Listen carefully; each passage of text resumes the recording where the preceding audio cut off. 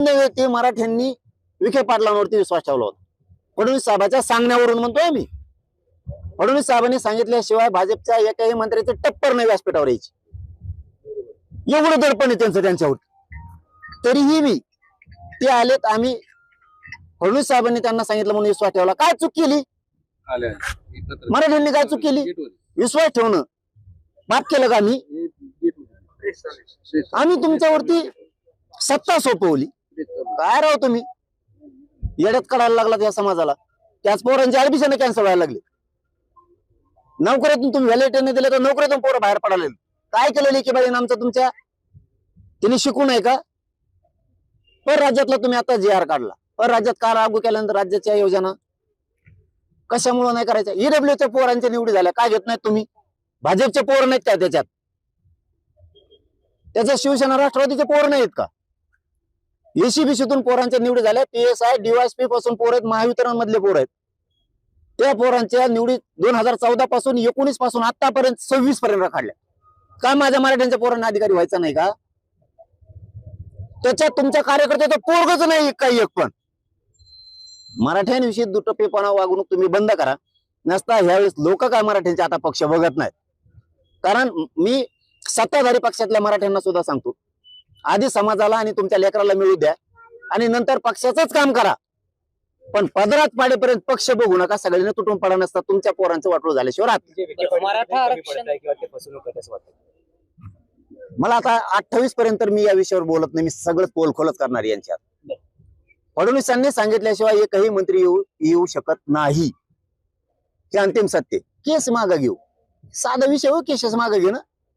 हाणलं तुम्हीच. डोके फुडले आमचेच.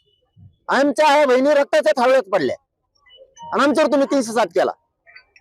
इतकी मगरुरी, एवढी सत्तेत मगरुरी कधीच नसून आहे. हो, एक गोष्ट खरी आहे, तुम्ही मराठ्यांना हाताखाली धरावं, सगळ्या जाती धर्माला हाताखाली धरावं, सत्तेत यावं, पण आल्याच्या नंतर प्रश्न सोडावे त्यांच्या मुंडक्यावर पाय देऊन. मुंडके तोडू नये. मला दाखवा भाजपाच्या मुलाला मुलीला वाटत नाही का आम्ही अधिकारी व्हावं? ते सुद्धा त्यांच्या आईबापाला शिव्या देतात. आपली सत्ता असून ही परिस्थिती का आली आमच्यावरती? फीस भरायची नाही ताकद हो. बोलायला सोपं असतं, भाषण करायला सोपं असतं. ज्यावेळेस 5 आणि 10 लाख फीस भरायची वेळ येते ना, त्यावेळेस भाजपमधले लोक सुद्धा अंतरवालीत माझ्या इकडे येऊन बसतात. मस्त खऱ्या गोष्टी आहेत म्हणतात. पण काय करावं? काय करावं याचं उत्तर सगळ्या मराठ्यांना सांगतो. बंधनं तोडा, तर तुमची जात आणि तुमचे लेकर बाळ मोठे होणार आहेत. बंधनं तोडा, पक्षाच्या बाहेर या. तुमच्या लेकराला जातीला मिळाल्याच्या नंतर पुन्हा पक्षात घुसा. बस का? मराठा आरक्षण कक्ष स्थापन केल्याचं देखील त्यांनी म्हटलंय विखे पाटलांनी. 4 टाळके एकत्र आले म्हणून स्वतंत्र मराठा आणि कुणबी मंत्रालय स्थापन करायचं म्हणून तुम्ही स्थापन करत नाही. काय चुकीची मागणी केली मी? त्यांचं म्हणणं आहे 7-8-9 मंत्री ओबीसीचे आडवे पडायले. नाव हे मी 29 ऑगस्टला सांगत. आता घेत नाही. उगाच रोष कोणी कोणावर व्यक्त करू नका. ते म्हणले मराठ्यांना काय गरज आहे मंत्रालयाची. मी सांगितलं मग ओबीसीला काय गरज आहे? त्यांचं मत होतं की मराठ्यांना राज्य मंत्रिमंडळाची उपसमिती म्हणजे विखे पाटील साहेब त्याचे अध्यक्ष. मी सांगितलं त्यांना सुद्धा ओबीसीना सुद्धा ओबीसी मंत्रालय आहे आणि ओबीसीची सुद्धा राज्य मंत्रिमंडळाची उपसमिती त्याचे अध्यक्ष बावनकुळे साहेब आहेत. आम्ही आतापर्यंत मराठा म्हणलं ओबीसीला देऊ नका, द्या की, पण ओबीसीला असं म्हणू नका मराठ्यांना मंत्रिमंडळाची गरज काय. आम्हाला स्वतंत्र मंत्रालयाची आवश्यकता आहे. कारण आमचे सगळे महामंडळापासूनचे हप्ते थकलेत. पंजाबराव देशमुखांची योजना नाहीये. पोरांना कुठं सुविधा एसीबीसीचे मिळायला तयार नाहीयेत.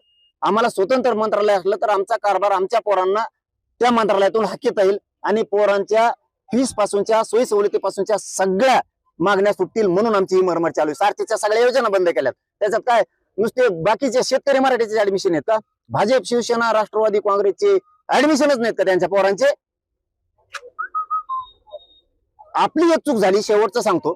मराठ्यांची एक चूक झाली, आपण पक्षाला जास्त महत्व दिलं आणि बाकीच्यांनी काय केलं, आधी जातीला महत्व दिलं आणि नंतर पक्षाला दिलं म्हणून त्यांना खूप मिळालं. इथून पुढे तरी मराठ्यांनी आता ही चूक करू नका. तुम्ही पक्षाला महत्व द्या, पण नंतर आधी जातीला, तुमच्या पोराला, पोरीच्या पदरात सगळ्या योजना पाडून घ्या, आरक्षण पाडून घ्या आणि नंतर पक्षाकडे जा. तुम्ही सांगितलं तर फक्त 1च महिना वेळ द्या, आम्ही तुम्हाला 17 संस्थांचं गॅझेटियर देऊ. दिलं का? कोणत्या चुकीचं पाऊल आहे आमचं मराठ्यांचं? मी नाही बघू शकत. तुम्हाला आता 29 ऑगस्टला कळत,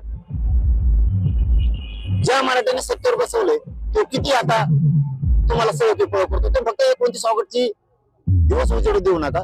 शेवटी काय असतं, भाजपमध्ये काम करणारा असू द्या, शिवसेनेत असू द्या किंवा राष्ट्रवादीत असू द्या, सत्ता जरी त्यांची असली, जरी श्रीमंत पक्षातल्या मराठ्यांना गरज नसतं आरक्षणाची, पण तुमच्या कार्यकर्त्याला गरज आहे राव. ती पोरगी चपलान हाणील ना तुम्हाला, कारण तिच्या बापानं या भाजपसाठी काम केलंय. तिच्या बापानं एक असं पोरग आहे की त्याच्या बापानं सुद्धा भाजपसाठी काम केलंय. आणि भाजपच जर आम्हाला आरक्षण देत नसेल तर आम्ही गप्पा बसायचं? आम्ही म्हणतो का सत्ता द्या आम्हाला? आम्ही तुम्हाला सत्तेवर बसवलंय, आमच्या लेकराला आरक्षण द्या, एवढंच म्हणणं आहे. इतकं तुम्ही टार्गेट केला मराठा समाज की तुम्ही प्रमाणपत्र पण निघू द्या. गप कसा बसल मराठा समाज तुम्हाला 29 ऑगस्टला दिसल. परवाच्याला माझ्या माहितीनुसार मुख्यमंत्री साहेबांनी, फडणवीस साहेबांनी ताबडतोब प्रतिक्रिया दिली. पेंडन्सी नाहीये अर्जाची. मी पेंडन्सी दाखवतो तुम्हाला, पाठवा तुमचा माणूस. कालच माझ्याकडं, मला वाटतं लाडसांगवी गाव आहे छत्रपती संभाजीनगर तालुक्यात आणि जिल्ह्यात, पडूळ नावाचे लोक आहेत. तिथं 7,000 लोक आहेत. त्यांच्या एकाचं चुलत्याला दिले, दुसऱ्याला द्यायनातच. का द्यायना? तर ते म्हणले तो म्हणजे याच्याकडे वावर आहे, ज्याची नोंद निघाली त्याच्या भावाकडे. याच्याकडे वावर नाही, फुकलं फिकलं असं पाहिजे, इकलं फिकलं असं. वावर नाही ही चूक आहे आमची. वावर नाही फक्त ही चूक आहे का?